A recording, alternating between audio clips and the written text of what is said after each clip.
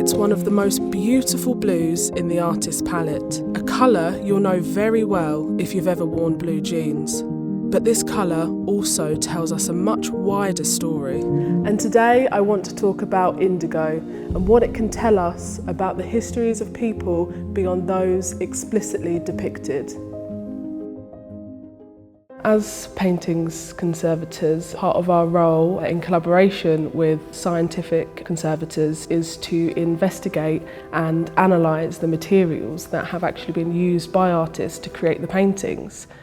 It was actually the recent and ongoing project here at the National Gallery looking into the legacies of British slave ownership that truly motivated me to start looking and researching into the legacies of colonialism, slavery and exploitation within artist materials. As an ethnic minority working in arts heritage, I truly feel that highlighting these incredibly important histories can really change our understanding of paintings, and it also makes such a difference to current communities feeling seen, heard, appreciated and included. My research has started looking into this beautiful, rich pigment, indigo.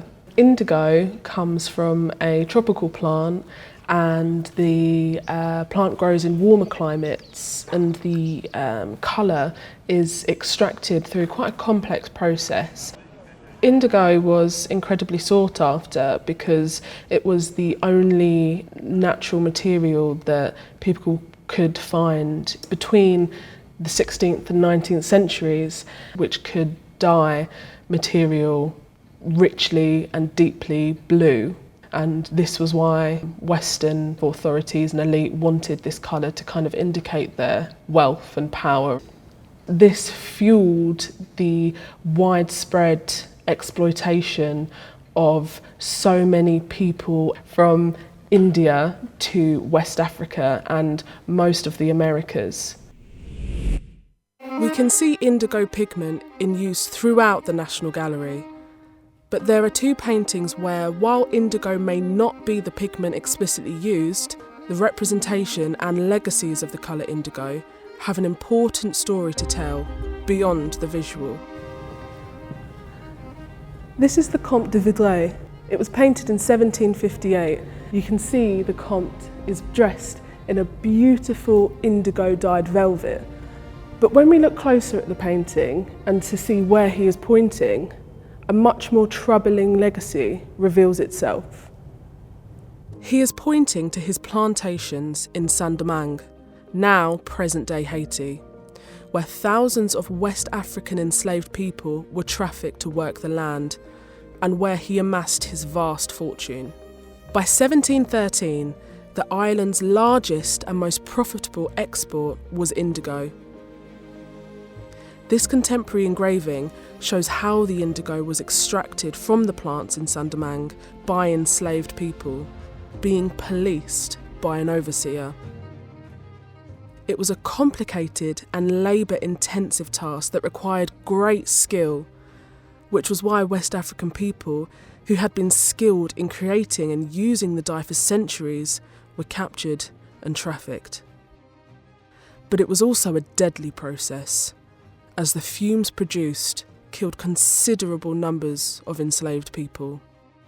So now, when we return to the painting, we suddenly see a much more complex history and the legacies of these painful narratives. But there is another detail that adds even more depth to the story, and one that I think creates a more hopeful legacy.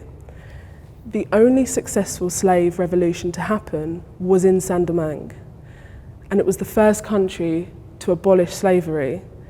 And one of its leaders, Julien Raymond, was an indigo planter himself.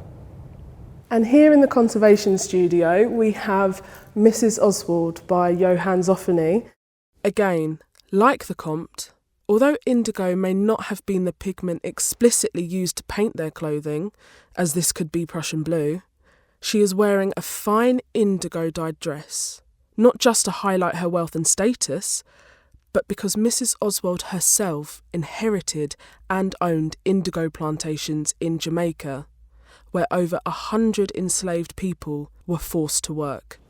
In addition, her husband, Richard Oswald, was the main owner of Bunce Island in Sierra Leone. Now, Bunce Island was an incredibly horrific place. It was the most significant slave trading outpost for the British on the West African coast, and Richard Oswald traded in slaves that were skilled in things like rice and indigo planting. And during this time, indigo was such a highly prized commodity that you could, quote, exchange indigo pound for a Negro weighed naked. So this made the commissioning of the work only possible through the personal wealth that Mary Oswald and Richard Oswald gained through the slave trade and through her indigo plantations. So the 19th century colour chemist George Field described the painter's box as being a museum of curiosities from every part of the universe. For it, the mines yield their treasures as well as the depths of the sea. To it come Arab camel and English ox, cuttlefish and crawling caucus. In it, the Indian indigo lies next to the madder of France, and the gaudy vermilion of China brightens the mummy of Egypt. But to this description, we can add the stolen and violated mummy of Egypt lies next to the slave-produced Indian indigo and the appropriated crawling cochineal beetle. This just exemplifies how so many artist materials come from all over the world and have derived from the exploitation of people and land by Western colonial powers. And it's their transformation into paintings which embodies this overlooked contribution. So it's no surprise that the explicit representations of ethnic minorities during this period are almost always restricted to the background images of dominant white European elites as enslaved people or servants, silent and nameless. Even just focusing on one colour can truly change and challenge what we are looking at and how we are understanding paintings.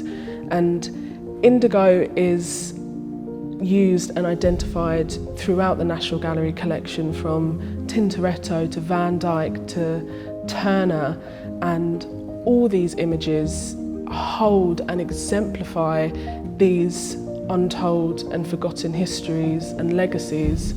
My project is continuing research, and I intend to look into other colours, pigments and materials which also hold and are embedded with these interesting and important legacies. So these include cochineal beetles from South America and Mexico, and different materials like oils and resins from India.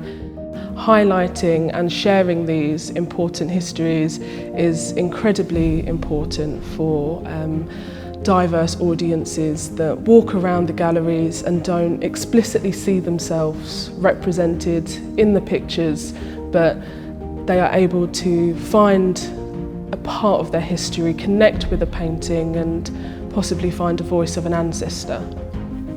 Personally, this research has been incredibly rewarding, as I've been able to really connect on another level with the artworks that I treat on a day-to-day basis, and exposing these histories and the untold legacies and contributions of these exploited people and of my ancestors has truly validated their contributions to these beautiful artworks.